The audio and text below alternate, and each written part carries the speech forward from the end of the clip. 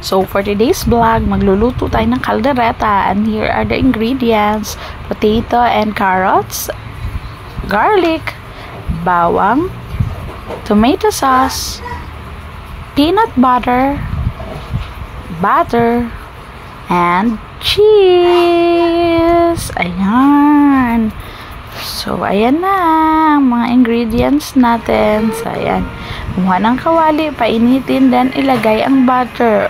Oops, hindi ko napakita. Kuha muna natin ulit. Ayan. Pakita ang butter.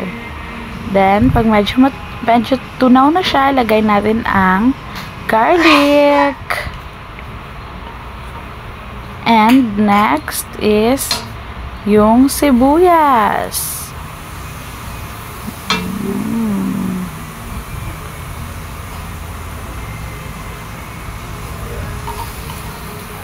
Ayan.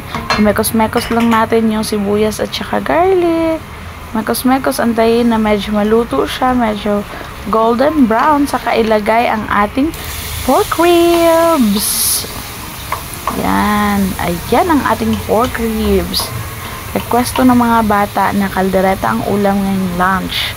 So, ayan, nag-prepare tayo. Ayan.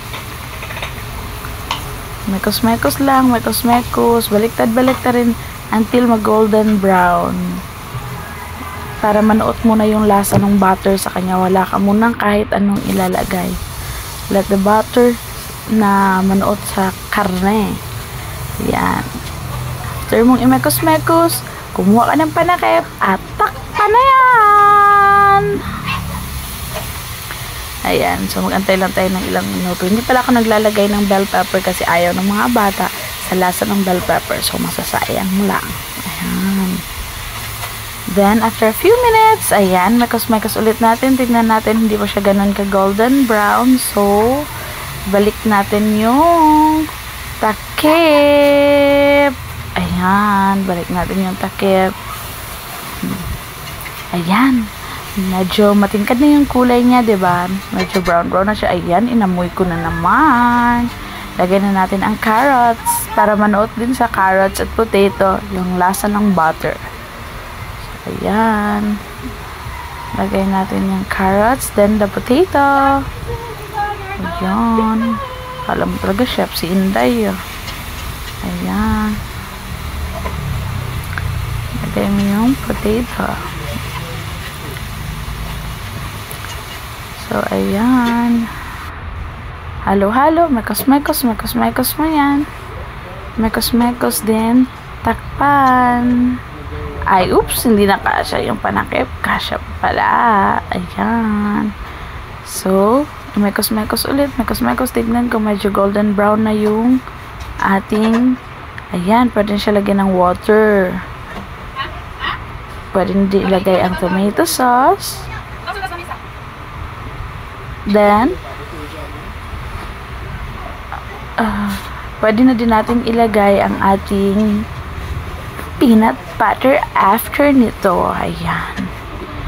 Ayan. Peanut butter. Nilalagay ko pala ang peanut butter sa mga gilid para hindi siya dumikit sa pork. Kasi minsan mahirap siyang tunawin. Ayan. Kaya sa gilid ko siya tinutunaw para hindi siya dumikit sa pork. Kasi pag dumikit siya sa pork at saka hindi siya natunaw agad, pag kinagat mo yung pork, sobrang tamis. Ayan. Tapos, na-realize ko na medyo malapot na siya. Hindi pa ganun ka. Ayan. Lagyan ng salt. Medyo malapot na siya. Hindi pa siya ganun ka luto. Ayan, pepper. So, lagyan natin another water. Para medyo lumambot pa yung pork. Ayan, naglagay din tayo ng secret nating Knorr pork cubes. Ayan, lagyan natin ng water. Additional water.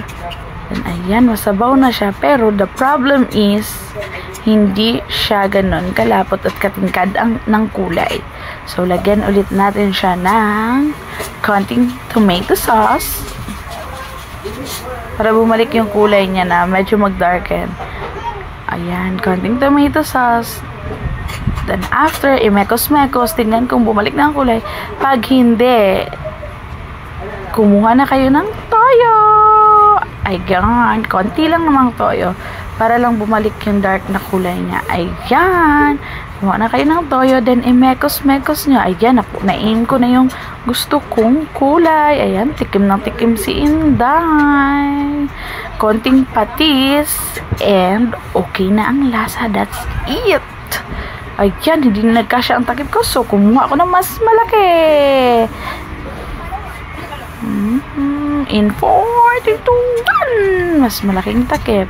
Hayaan muna natin siya mag-simmer at lumambot ang karne. Ayan, pinahinaan ko na po yung apoy. Ayan, lumapot na siya.